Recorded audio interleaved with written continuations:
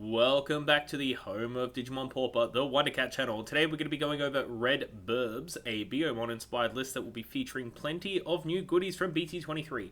This deck needs a little introduction, so we're going to jump straight into things with our rookies. First up, the full playset of EX1 Biyomon, Vanilla Rookie with Inherited once per turn when attacking a player, draw 1. This begins our value train, and let me tell you right now that this list is going to churn through your deck like you're a hungry hippo. EX1 Bio is a nice inclusion to a deck where you're incentivized to attack often, since many of our higher leveled Digimon have recursion and on deletions. Next, the playset of EX9's Biyomon. It has training, which isn't really relevant to this deck. Again, we're going to be running it for its Inherited. Just giving raid as an Inherited is useful because very often if the opponent has a potential threat, being able to raid into it will just be outright better than swinging blindly into security. Should be noted, however, that using training, we can technically fill up our trash. So, I guess to an extent, it can help recur things in a way. Our spicy one of a single copy of Adventure Biyomon. This is in the list for some tamer shenanigans, which we will go over shortly.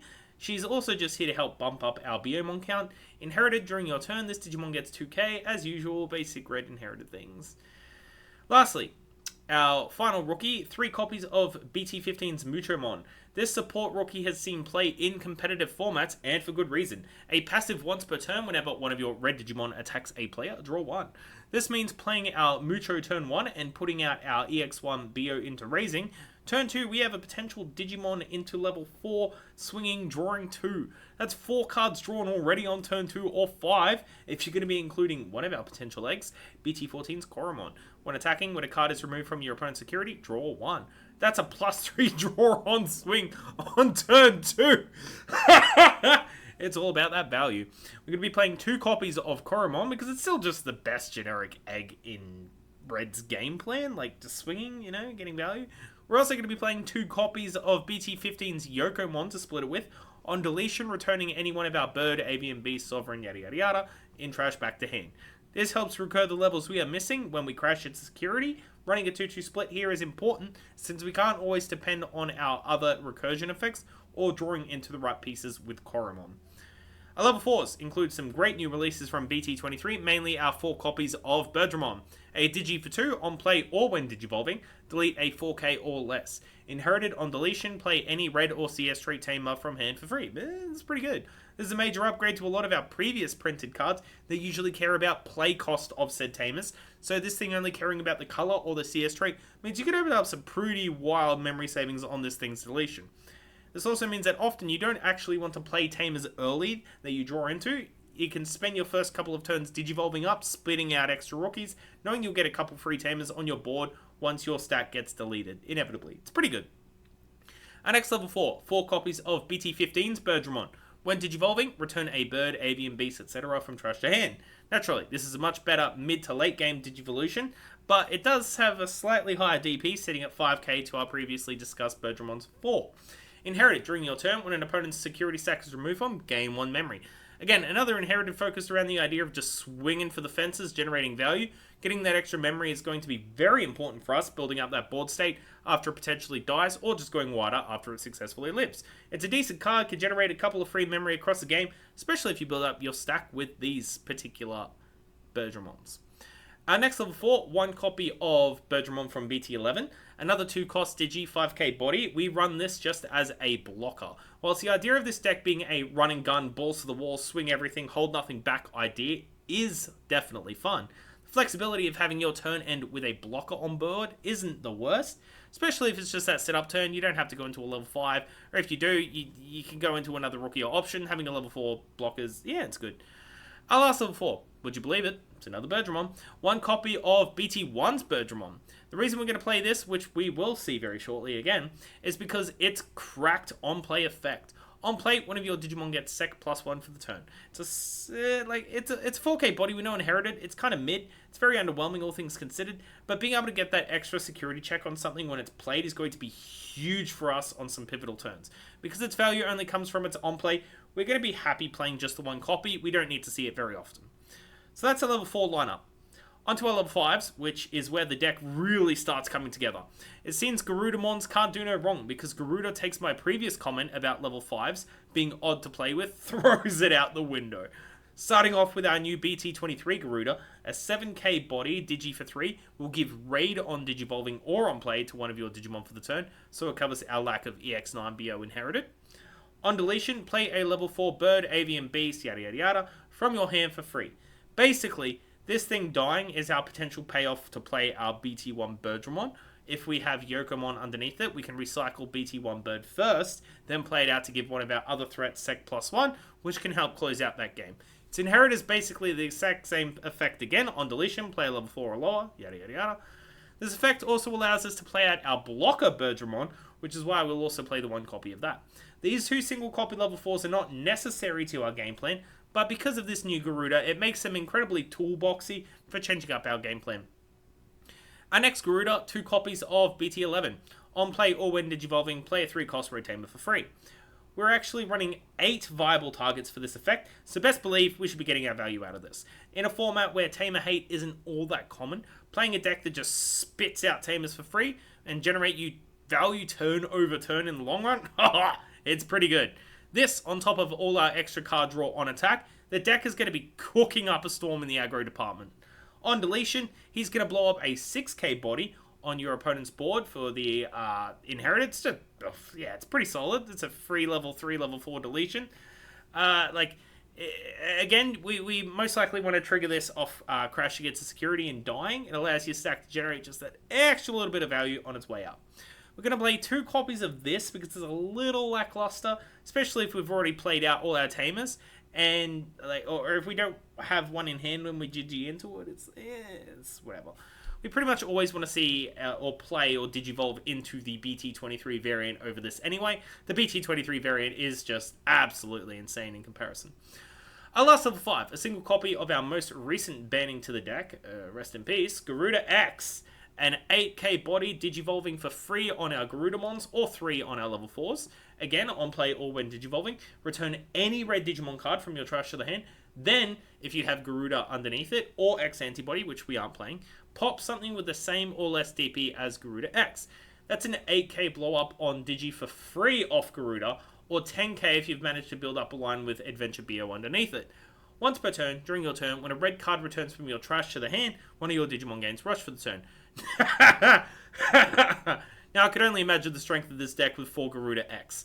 This card would make the deck hum. Oh, sweet baby Jesus.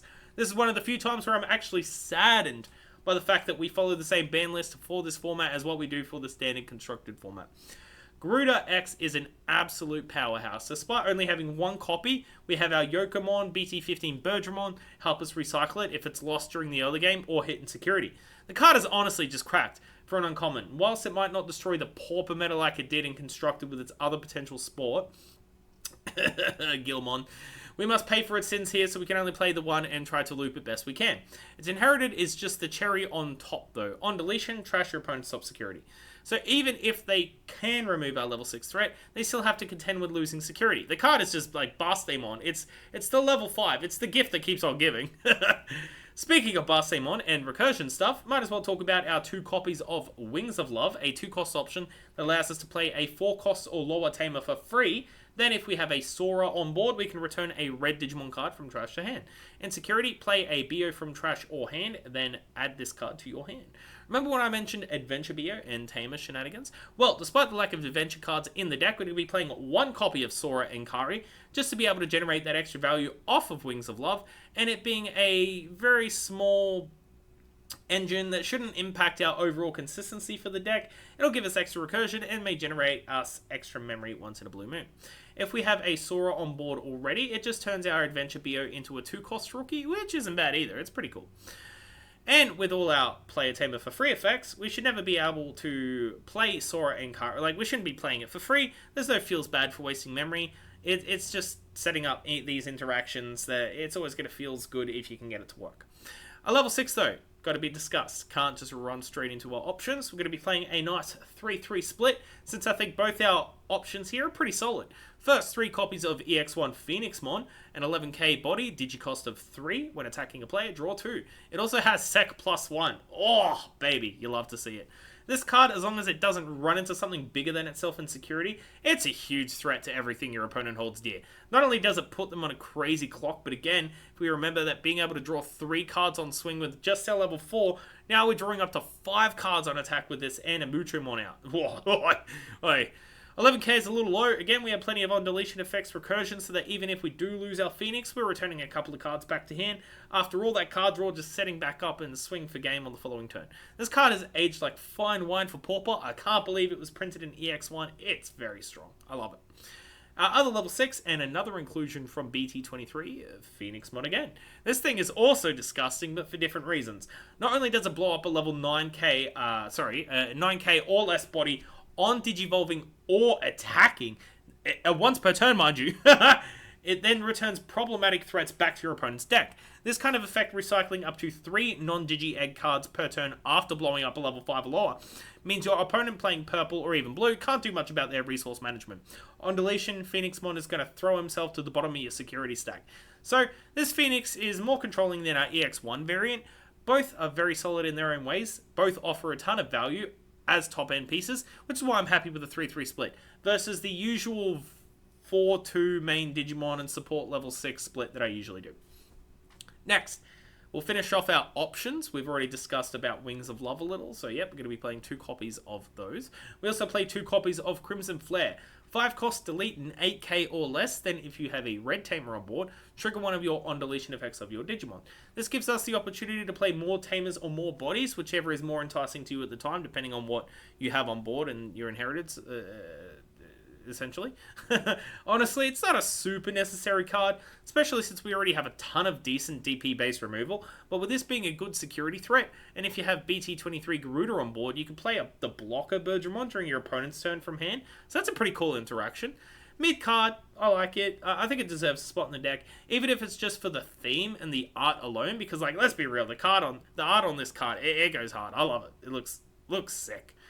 Of course, we must include a couple copies of Memory Boost for any deck. We're going to play 3 Flame Memory Boost because it's the only red one we got access to. On play, give something sec +1 for the turn. On delay, gain 2 memory. It's decent. The cool thing about this deck is with a couple early turns sitting up with free Tamers, this card will actually set up a turn or 2 where we can threaten some crazy security check swings. Lastly, our 3 Tamers are going to be playing 3 copies of Chrissy Damon, a 3-cost red tamer, starter main. If you control a Burb or Avian, gain a memory. If you weren't paying attention, everything we're playing is Burb or Avian. So, this will always trigger as long as we've got something on board. On play, give one of your Digimon on deletion, play a Biyomon from hand or trash for free until the end of your opponent's next turn. This means that swinging aggressively, we could potentially play multiple bodies out off the likes of this and BT23's Garudamon effect. She's a self-check tamer, and while we don't play any memory setters, having a couple of these on board will help keep us in the game. It helps swarm the board with Biyomon too, which is pretty funny. Our last piece of the deck, 4 copies of Goro from BT23. A check tamer, and when one of your Digimon Digivolve or are played, if they have the bird, avian, etc., etc., return Goro to the hand, and one of your Digimon gets a +3k boost, then it can attack. Goro sets the stage for our EX1 Phoenix to swing as a 14k 2-check machine that will draw us a minimum of 2 cards on swing after passing turn or memory to the opponent. Goro being a red tamer means he has played off all our tamer-eccentric inheritance and effects, even those that are 3 costs or lower, because he himself is a 3 cost. Oh my god, I love it. Goro ties this deck so neatly together. He helps generate memory. He grants us extra DP boosts. Combos with the entirety of the deck gives us pseudo blitz, so even when digivolving and passing turn, we can still get a swing in to play aggressively and generate all that when attacking value. He was the main reason I was excited to build the deck and was one of my favorite inclusions to BT23. And of course, our last tamer being the Sora and Kari single copy. So, deck list is going to be up on the screen for you guys. This is definitely a very consistent, very quick mono red Burb list. It's, I wouldn't say it's one of the spicier decks that I've covered, but BT23's Goro definitely made me want to build it and play it, because this thing being able to allow you to swing a lot more safer with your level 6s, and, you know, of course you have all these on deletion inheriteds, but, you know, I'd rather keep my level 6s around to swing for a couple of turns before they die, and, you know, not too many things are going to be in security that threatens them, but with the likes of Heaven's Judgment and 12k bodies in green and stuff, like I think Titamon was level 12k as well. Like, we just want to keep away from losing our stacks too freely, I guess. Because, you know, even if we're getting back 2 or 3 cards for free at a time, we still have to pay to play them out. So, yeah. Anyway, hope you guys enjoyed it. Very quick one, I think. And, yeah. Next week, we're going to be covering Blue Birbs, which is definitely the spicier of the two. And we'll see some really funny and interesting combos between that list. But until next time, catch you guys soon. Ta-ta.